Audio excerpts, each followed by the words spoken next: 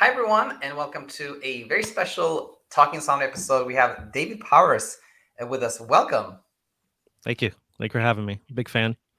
It's super nice having you. And some in the audience actually may know you from your work as a benzo coach. So if you know David, that no surprise, this is David, the benzo coach, and we'll talk about that and much more. But yeah, let's so again, so everybody has an idea. We'll talk about kind of your history with benzos, how you became a coach there, and your insomnia story. So actually, without further ado, let's know how it all started, David. Okay, I'm going to try to give you the synopsis of it, and I'll keep it as brief as possible. But there's so much to cover. So, beginning with the benzo story, it actually started with a car accident, and I had actually. We were talking about a pinched nerve in my neck earlier. I actually injured my neck this is many years back, and I was having a spasm in the SEM, sternocleidomastoid, I believe they call it, that muscle here in the neck. And I was trying everything. They were throwing, muscle relaxers at me, anti-inflammatories, everything, and nothing was working. And I was developing a bit of health anxiety because I was looking at maybe, I was going to see a surgeon, and they would say, you might need surgery. And if you have surgery, who knows how that's going to progress. And, just kind of freaking me out as a kid. I was probably 24 at the time. And eventually nothing was working. At one point I got so desperate, they were shooting Botox in my neck, trying to weaken the muscle, which was fun when you go see a neurologist and you have to sign this death waiver. He's like, if I miss where the muscle, you might die. And I'm like, wow, that's okay, let's try that. But I gave up on all that, and eventually one day someone gave me a Valium. The doctor said, try 2 milligrams of Valium. It was originally used as a muscle relaxer. So I tried it, and sorry to jump in, David, but this was after a car accident. It all started with a car accident. Yeah. Yep. Yeah. Okay. Yep. Good. I had kind of came up and hit the top, and it wasn't too bad. Actually, what had happened was I was going to a chiropractor, and he kept cracking my neck, and he was only cracking it on one side, which I didn't want him to do. And he kept saying, "Oh, sometimes this helps." And he did this for about 6 months, and it just kept getting worse. So finally, I seen a neurologist, and they said, "Don't go back to this chiropractor. He could paralyze you. You have like a pinched nerve or something, or a bulging disc or something. I can't recall at the time." But anyway, I got on the Valium, and it was like this miracle drug. Like everything relaxed, my nerves relaxed, my anxiety relaxed surrounding it. So all that health anxiety that I had been building started to diminish. And I thought I had found like the miracle cure, and stayed on it for about 3 months. And even then at 24, I'd asked my doctor, is this okay? He said, oh, you can come off at any time. It's not habit building. It's no problem. Don't worry about it. Don't even think about it. You need it. Fast forward 3 months, I kind of just had enough instinct. Like, I was doing some physical rehab. I'd strengthened a lot. My neck had pretty much leveled out and was good. So I'm going to jump off this stuff. So I just stopped taking it. 3 days later, I'm sitting there talking with my neighbor, telling a joke of all things. And I remember laughing, and I put my head back and I laughed and had this sort of almost like a out of body experience, this sort of disassociative experience where I sort of saw myself from outside of my body, and then boom, a panic attack happened, which was, I think, the first time I ever had a panic attack. Didn't even know what was happening to me. Just my flesh started burning, and I pins and needles, and I jumped up, and I'm running around the yard like a crazy person. And I'm just thinking, something bad's about to happen. And my roommate came out and he said, what are you doing? What's wrong? I said, something bad's about to happen, and he goes, what the hell are you talking about? And I go, I don't know, but something bad's going to happen. And we just have this impending doom sweep over you. After that subsided, I went back to the doctor, and I said, what happened to me? He said, oh, you had a panic attack. So you need to stay on the Valium. It's good for you. I said, but I never had anything like this before. He said, well, you do now. Stay on it, and you're getting the relief from the muscle, so just stay on it. I said, are these bad? No, you come off anytime.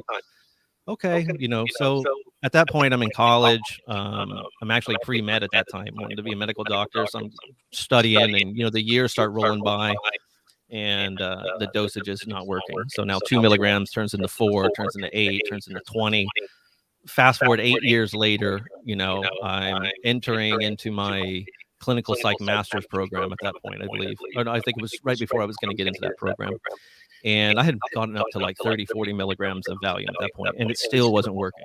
So now I'm starting to get worried, like, where's the ceiling in all of this, And sorry to interrupt, David, but was it like the the pain came back and that's what made you up it, or what made you kind of up it every time? No, it's just what happened was the anxiety kept building. I was having almost like, I guess what we would call like interdose withdrawal or tolerance withdrawal, if you will. So I was, the sleep started to get worse, the anxiety in the day, more just frequent panic attacks on a much smaller level. So, the doctor just kept saying, just up the dose, up the dose, up the dose. So, where am I? So now I've been on it about 8 years and I've reached a pretty high level. And I remember I had a really bad panic attack one night and my heart rate was just going a mile a minute. And I started to develop a lot of like health anxiety around my heart because my grandfather had a heart attack when he was young. So this is all creeping up in my head. I ended up going to the hospital by ambulance that night in a complete panic. And they run tests and they say, your heart's fine and everything. They did blood work and they said, you got a high dose of diazepam in your system. And I said, oh, yeah, it's prescribed. Because they thought I was like a drug addict or something. And they said, you have enough benzo in your system to tranquilize a small elephant. And I was like, whoa, that doesn't sound good. I go home and in a panic, I decide, okay, well, I know not to just quit it, but I cut the dose in half. I just go 20 milligrams drop overnight. 3 or 4 days later, devastated. I mean, I'm in bed. I'm panicking. I can't sleep for days at a time. I'm having heart palpitations, fatigue, metallic taste in my mouth, ringing in my ears. I mean, dissociative experience. I was going crazy, quite literally. I go to the doctor. He says, well, sometimes the benzo stops working, so let's switch it to Xanax. And you know what? Let's try Seroquel on top of that. So I go home with this new prescription, and I went in there, by the way, telling him, I just want to get off this stuff. Like, I don't want to be on this anymore. I never was on anything. I meditate, I exercise, I diet. I'm a healthy guy. I want to treat this holistically. And I'm entering into clinical psych at that time, so I really want to give this a shot. And he's like, no, just try this. In the morning, switch over to Xanax and then try the Seroquel. So, I'm having like a crisis of faith that night. And I'm like, I don't want to take all this. So I decide not to take the Seroquel, but in the morning I switch over to Xanax and have a paradoxical reaction. Instead of calming me, it triggers this massive panic attack in me. I felt like I was coming out of my skin, go back to the hospital by ambulance. It was this whole process, they do tests, you're fine, come back home. I get back on the Valium at 20. I don't go back up to 40. And at this point, I'm just going, I'm feeling lost. Like, what is happening? And the doctor's not being any help. He's like, well, you're not really being compliant. I'm like, I can't take the other stuff. So I get online and I'm looking for answers, and I find this some resources, and one of them was called the Ashton Manual from this Dr. Heather Ashton. I believe she's from the UK, and she had a lot of experience with this. And she's kind of like you in the sense that she's under the radar with like what's really happening with this thing. And can you still hear me? Yes, absolutely. Oh, okay. I thought I lost you there. And she's saying, she was sharing all this information about like, you can't rapidly taper this, or many people can, but there's a small portion of us that can't. And this drug can basically turn on you. And so she says, you need to taper at like 1 milligram every 2 to 4 weeks, which was crushing because I'm at 20 milligrams. So I'm thinking, oh my God, it's like 2 years of tapering in this hell I'm already in. I get on groups. I'm looking, I find it's a very small community of these people online at that time. This is going back now 10 years on YouTube. And so YouTube wasn't nowhere near what it was. If you can remember YouTube 10 years ago, it was just like meme videos and things like that. And I was seeing all these videos of people having panic attacks, and they would just film themselves coming off benzos. And I was like, oh my God. And people were saying things like, I'm 3-4 years out and I never got better. And I'm like, oh my God, this is terrifying,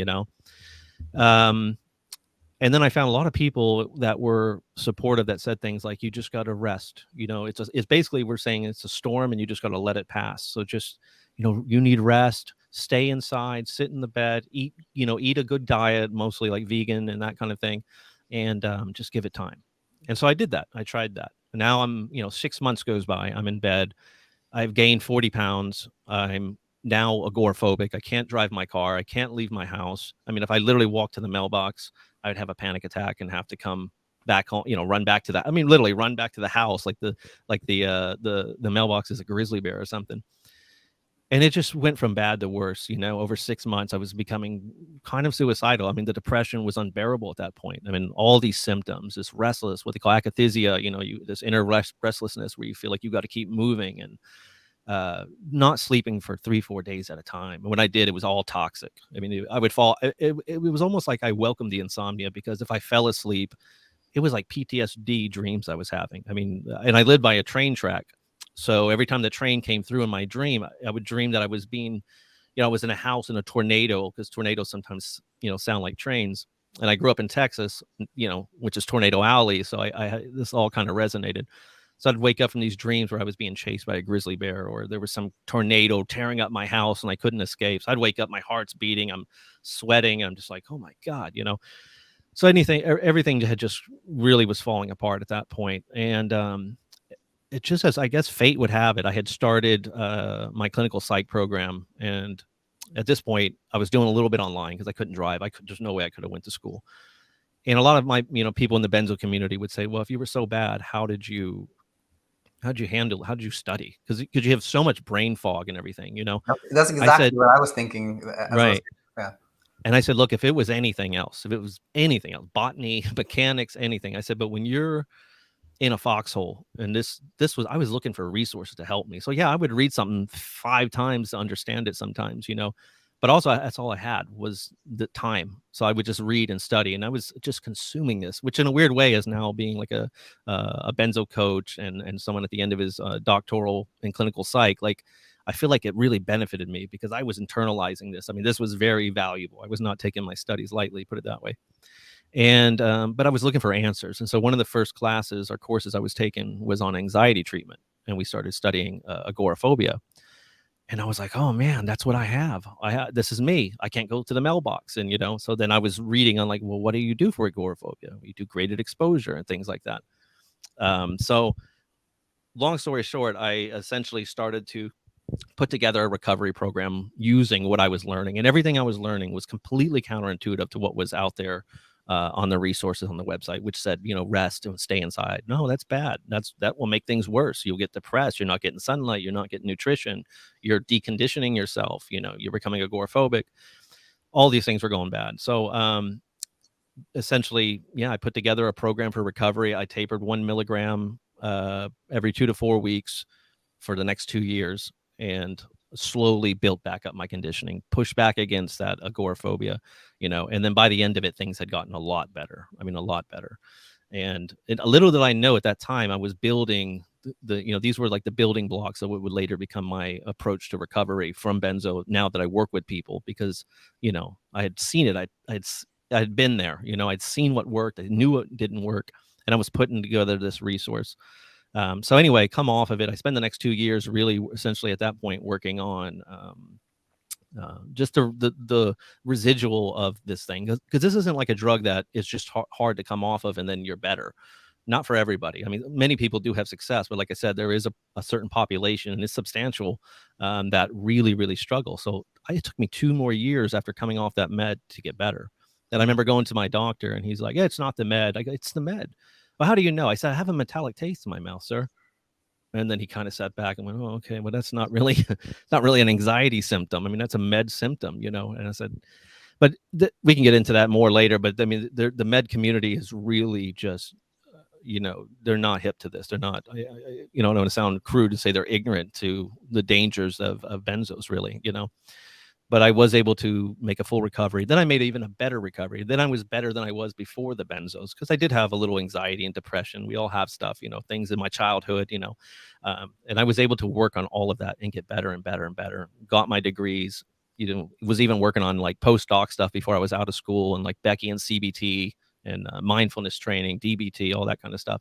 Just kept putting together this program. And then I basically refined all of it, came back about a few years after I had healed, just to tell people the good news, which was, hey, there's light at the end of the tunnel. You can get better. I promise you, people do get better. Because even coming back years later, everybody that was online were all saying the same things that they were saying when I was going through it, which was like presenting it as this fatalistic thing that if this happens to you, there's nothing you can do. Don't take SSRIs. Don't, and so I was just like a voice of reason, a little bit of hope, and people really started to flock to that, and they would just say, put out another video. And I put out another video, and then another, and, it just starts to grow from there. Then I said, well, at this point, I wasn't even putting my face in the video, because I also had worked for probably 20 years as a fine artist, and I had built up a really good, career and a lot of networking, and people knew me, and I didn't want to come back and put myself in a video and say, here's my taboo weird story. And sure, many of you are going to say, oh, he was just addicted,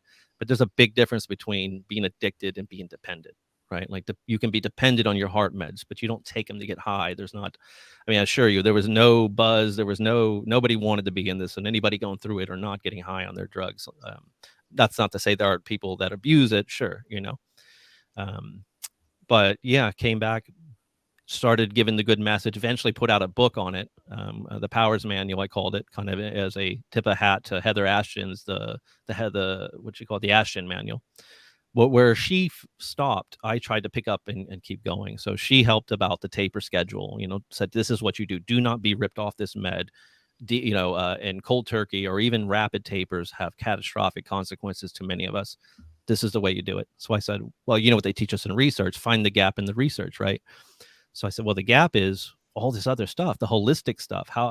What I observed was we were inevitably creating a benzo-induced, self-sustaining loop of mental illness. So the more we gave into the symptoms, and I think this is kind of up your alley with insomnia, right? Like all your maladaptive coping mechanisms, everything that you think is instinctual, it's not good instinct, And so that bred a lot worse things. And so now my message was to people, basically helping them slowly start to get their conditioning back, push back against the agoraphobia and things like that. Learn how to separate fear from anxiety, a lot of mindfulness, a lot of like holistic stuff without overstepping the line and playing a therapist, but just giving them good therapeutic techniques. Put out that book, put out more, and things just kept growing. It just people, I didn't realize how big this community was, like how many people were affected by this, and things just kept growing. And so here I am now, years later. I've been a coach for several years. I've got a YouTube channel. I put out a book, about to put out a second book. We made a feature film. I'm also a filmmaker of all things, like kind of a neo-Renaissance guy, I guess you could say. I write, I'm a fine artist. I've been in photography for 20 years. And so that's a whole nother topic. I know this film stuff, but it basically was the culmination of everything. It was just so interesting how it all worked. Kind of like the benzo story. It was like my time in martial arts, my time working in mindfulness, my background in clinical psych, nutrition, diet, all these things I had just beautifully came together to create this program. And same was true for making the film. Eventually, being in Florida, I thought, no, you got to be in Hollywood. You got to go to a big school and all of this. But that's not really true. And also, I did have a lot of experience. And for 20 years, I was working with cameras. And for 20 years, I was writing scripts and stories. And I had the eye of an artist. And now I had lived this experience. It all just made sense to make this movie. So now I'm at the end of what they call post-production, putting it together, building it. And hopefully we'll have that out next quarter. So that's kind of exciting. I know I'm hitting you with a lot of stuff here. No, that's great. And thanks for sharing, your story, David. You're a great storyteller. I'm sure it's going to resonate with so many in our community. And I'm also glad you mentioned the movie. As I was talking, like I should have, I really want to talk about that. It's called Lake of Fire, right? Yeah, Lake of Fire. Yep. Lake of Fire, and you've already shot it. I've seen a few like trailers or snippets from it that we'll link to in the description here. But really, really cool. When do you think it'll be ready for when will it be completed, do you think? I'm hoping by February, March. This thing started out as I was just going to do a 10-minute short film, and then it just so much to tell. I mean, look how long it took just to tell my story. And so what happened was it was like divine coming together of the right people and the right elements. And I remember the first day of shooting, we were sitting there after the shoot went really well, and I was talking to the lead actress who's very sympathetic to all mental health stuff. Like, she's just a perfect person, sweetheart of a woman. Everybody involved sort of had their own fight in this thing in their own way, right?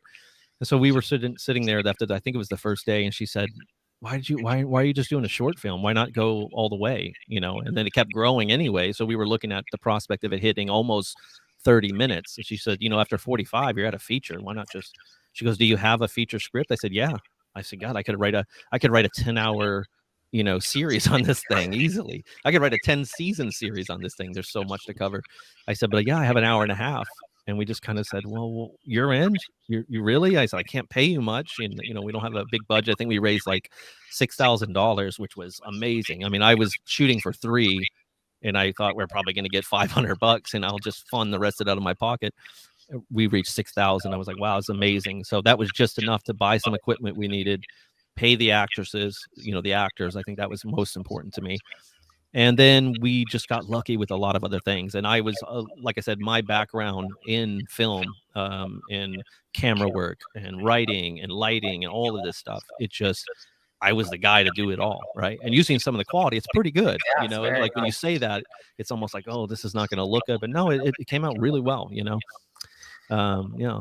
Yeah, when we first spoke, I didn't know anything about you, much about you at all. And so, by the way, I should have said this in the beginning for the audience, but like you connected with me on Twitter, I think a couple of months ago, and you were basically like, "Hey, Daniel, like the way I teach is similar to yours. Do you want to talk?" And then eventually we got to speaking like a couple of weeks ago, and then you sent me after we spoke, you were like, "Hey, I forget." You sent me a text, I think, like, "Hey, I forgot to tell you about this movie. Here's a little clip from it."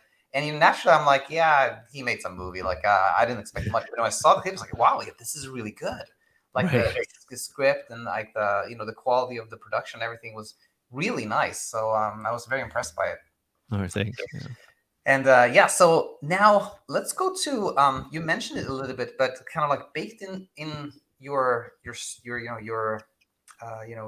story through this benzo withdrawal and everything.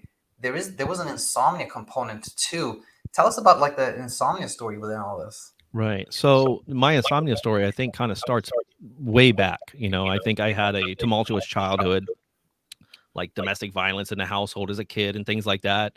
And I think there's a part of, it's almost stored, and I think in that limbic system where you start to feel, sleep it wasn't a friend of mine, put it that way. But it was unique because I didn't have like severe insomnia, but I had trouble sleeping at night. And even after things got better at home and things like that, you kind of develop these patterns of things. So I became a night owl, and plus I was a creative person, so it kind of made sense. It didn't always help with school, but I would just stay up till I got tired and fell asleep. I didn't have a sleep routine. I didn't have any sleep hygiene.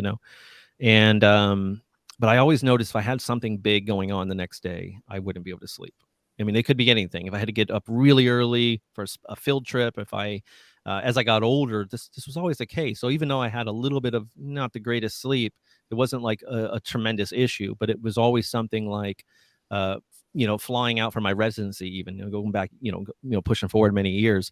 Uh, and I knew I had to be at the, on the plane at like 7 a.m. and it's like an hour drive. So I had to be up at 4 or 5. Well, of course, I'm laying there at like 2 a.m, just frustrated, going, I can't sleep. And like, it's almost like OCD or something. Like my brain just worked against me, and I just got used to that. And, but it would happen all the time. If I went to the beach and we, got a hotel on the beach, and you're like, oh, it's going to be it's going to be a great vacation. I really need to get some sleep tonight. Wouldn't sleep. And then it sometimes would happen for the second night, which would just devastate my entire vacation. Come home, then I would sleep, and then I realized over the years, like, I have this weird, I almost call it like an OCD problem is the way I was thinking of it, because it only happened when there was some kind of pressure to sleep, right?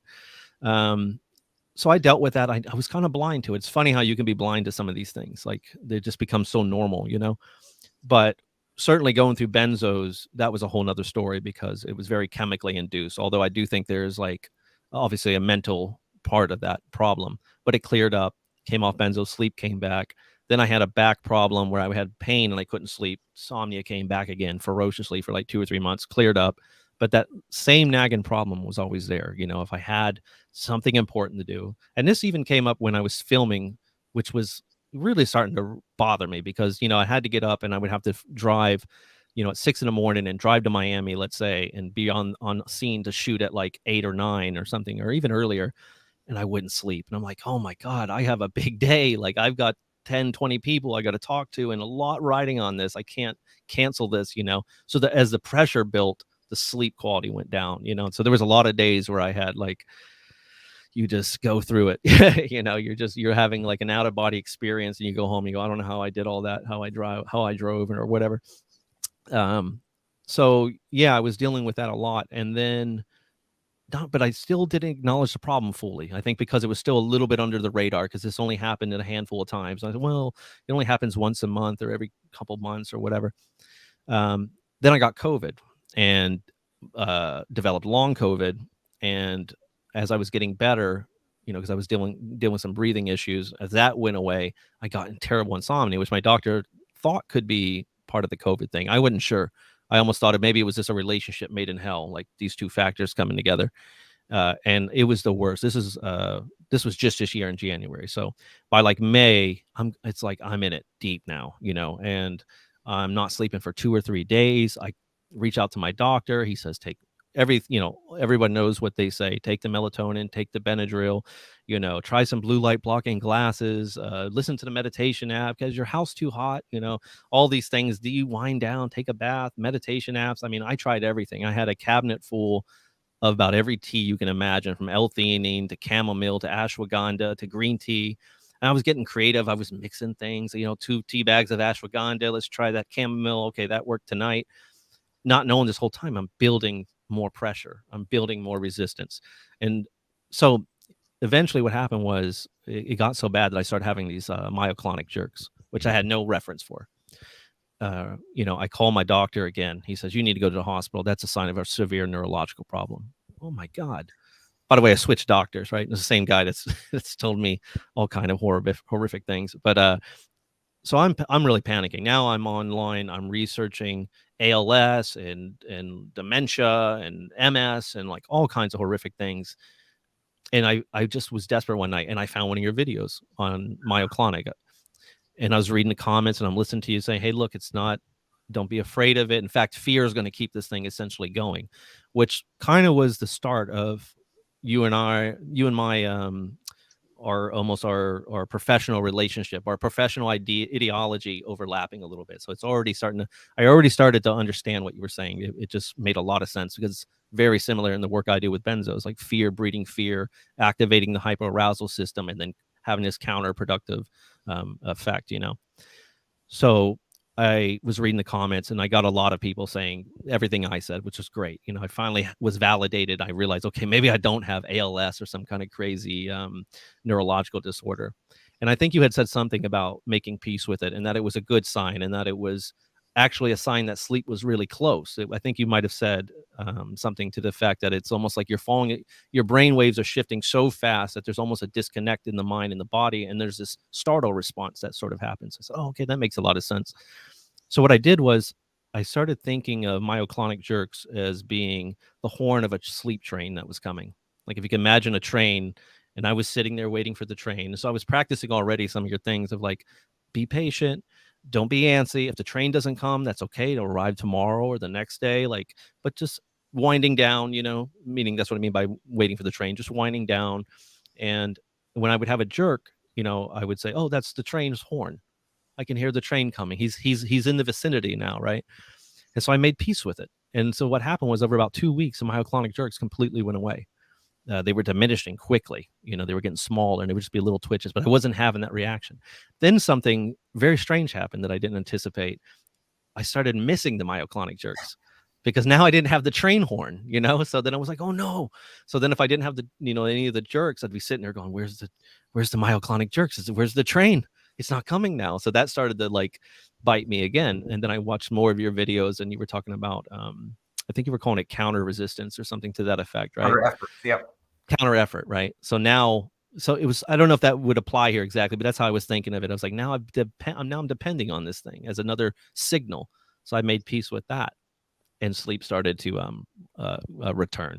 And of course it took some months, and I had to, I watched probably many of your success story videos on your playlist, which I think are amazing. Like what a great resource that is, just hearing from other people. In fact, the first one I watched was from your other coach, Michelle. It was you and her talking. And I think she had mentioned Ambien or benzos or something to that effect. I've watched so many now, but I remember her story really resonated with me and it gave me a lot of like hope, And in fact, I got to tell you, like, there was almost like a sense of, is this guy for real? You probably hear that a lot. There's like, this kid, it's almost too simple what he's saying. But also there was this other part of me that said, yeah, but that's what people say about my program and my approach to recovery. So I was like, no, there was an instinct here, So after I found that video with you and her, my insomnia stopped for 2.5 months, gone, slept like a baby. And I was like, this is what the hell is happening? How is this possible? I was just baffled by it. So I scheduled with a a sleep specialist, the best guy I could find in my area. And I went and told him the story and everything. And he said, he's just smiling the whole time, nodding his head, very zen like. And at the end, he says, well, you figured it out, my friend. And he said, your mind's very powerful. I said, you're not going to prescribe me Ambien? He goes, no. And he was just completely on board with everything I told him that I had learned from you. And so that was very validating again. And I had a conversation with him, and I says, why don't doctors know this? He's like, it's just one of those things. It's under the radar, basically. I was like, this is crazy. I'm like, my doctor told me, he gave me all these other things that made things worse, essentially, for this. Like, they don't understand what's happening here. So here it is now at the end of the year. Sleep has definitely improved significantly. In fact, going, all those old kind of OCD triggers are almost gone now, which is, I've dealt with them my whole life. So if I have something big like a shoot the next morning, I can sleep. Now, sometimes it's a little rough still, which brings me to another point, if I can. One thing I've learned on this journey was, like, if I could go back 6 months now, let's say, and give myself advice, it would be calm down. It takes time, right? So I had that big success at the beginning, but then there was that backlash. So after that 2.5 months, almost honeymoon ended, and you have that one rough night again, it sort of activates that hyperarousal, that limbic panic, right? Because that limbic system is like the great trauma store. So it's going, oh God, I remember this. And you start to panic. And with the panic, your adrenaline starts going, and then you start to go off the rails again, which again is something I preach to my clients. When they get better, it's saying a very similar thing happens. I consider kind of a trauma storage response, where 6 months out of benzos, they're doing really good, but then they have a panic attack, and maybe it could be for any reason, too much caffeine, not enough sleep, or they had a fight with their husband or wife, or their kids are sick, something, and they get that anxiety again, and they start to panic and go, oh no, I'm going backwards. I tell people it's like getting out of Alcatraz for a crime you didn't commit, and then 6 months later the police show up with handcuffs, and you just start to cry. You go, no, I don't want to go back. So I understood that, because again, this is what I was preaching to people. Like, if you get anxiety 6 months later, do not panic. Don't give in. It's a process. Remember that, internalize that, because if you start to panic, it'll all start coming back again, right? So I knew that instinctively, and it just gelled with what you taught. So so eventually when I reached out to you, it was just sort of, it was like, this guy's got some revolutionary approach here. And I had studied and actually took courses in Becky and CBT-I, and I thought your program was even better than that, because, like you highlighted, you would get in bed and the clock would start. I got 20 minutes. If I'm not asleep, I got to get up. It's been 15 minutes. Oh God, you would get up frustrated, and you would, it just was like, this is not working. It's too tough. And the more simplistic that you are with it, like, the more you just do nothing and let go and accept it and surrender, the quicker everything improves. And I just thought that is just phenomenal, right? And again, completely in line with what I do with my clients as well. Wow. Thanks for sharing a very powerful story, and so many valuable insights for our community here. And just one thing that just came to mind as we were speaking here was, like, one of the stories, one really powerful success story we have is I'm blanking out on her name now, which is kind of embarrassing. But anyway, she says something like this, that the truth is so simple. If it's not simple, it's not the truth. And that really rang with me. It's like, it really, when it boils down to it, things are quite simple and can be confusing. But you said that so nicely. Right. And what else? There was something else I wanted to touch on, David, but it kind of escapes me. But we talked about everything really I wanted to talk about, and just maybe a few more things. I was debating whether to share this or not, but I think No. we can talk about this as a reward to anyone who stayed with us this whole time. That after we spoke, I texted you back, like, hey, by the way, listen, like, you made this movie. Like, I had this idea for maybe like a show on insomnia, something like that. And then you were like, I think that's a good idea. Wow. And I was like, oh, you really think so? And then, without getting further ahead of us, I can share with the community that we're thinking of doing some kind of collaboration, which is super exciting, and what we'll talk about after we finish recording this. But I'm really excited about it. That's all you want to share? We're going to leave him hanging there a little bit. I'm going to leave him hanging. Like, just leave it there. Say, like, we're thinking of some kind of movie collaboration thing, and then we'll share more as we go along. Or should we share more? I think it's awesome. I don't know. I don't know. I kind of was hoping you would, just because it's so exciting. Go ahead. You tell our community what we're thinking about. So, well, the idea was, well, yeah, when you kind of shared the idea to me, and I think you were like, "Oh, is it silly?" And I was like, "No, it's brilliant. It's brilliant because I don't think anyone's doing it for one." Now I'm thinking like a director and a filmmaker. I'm like, cost effective. I mean, everything comes together. You don't need a bunch of lighting, you don't need a bunch of actors, you don't need a script. Um, it's reality. It's real. It's relatable. Um, it's just easy to do, and nobody's doing it. And I was like, you need to jump on this. Like, you really should jump on this because it's only a matter of time, and it's going to be, you know what it'll be. It'll be a CBT-I show or something like that. And I'm like, you're the better guy. You're the perfect guy for it with a better system. I just thought it made a lot of sense. I was like, absolutely. And so I said, look, I'll help you any way I can. Essentially, I don't know how far you want to get into what we're thinking or how we're thinking about doing it, but I think essentially we've been talking about evolving it into kind of an episodic thing, and maybe even just shooting a pilot episode or doing a mini series of a few 3 or 4 episodes, and then using that maybe to pitch to a larger production company and say, hey, what do you think of this? And I said, well, if worst case scenario, you just put it on your channel and you have this awesome resource for people. So I mean, it's a win-win either way you look at it, I think. No, I'm really excited about it. And just for, just to finish up here and share the community, like what are these guys talking about? Well, the idea was to do something like you mentioned Hoarders as a really interesting show where they look at somebody who has this like hoarding problem, and they talk to somebody who's an expert, and eventually they see the transformation where things change, and doing something like that for insomnia, where we find somebody who has trouble sleeping, they'd interact with myself or Coach Michelle or somebody over a couple of months, and we should kind of demonstrate how things change. I think it would be really powerful. Yeah, absolutely. Very cool. I can't wait to get started on that. I think you're on to something big with that. Speaking of which, we will conclude here and talk more about this. But for now, I just want to say, David, it's super nice connecting with you again. Thanks for being a guest, and look forward to working more with you. Absolutely. It's been a pleasure. Thank you so much. And like I said, I appreciate everything you're doing for the insomnia community. You're building an army, and like I said, I think your methods are groundbreaking, and I think they need to be out there to a bigger audience. So it's only a matter of time, So cheers to you. Thanks so much, David. And all right, brother. I hope it'll happen soon. Okay. Bye, everyone.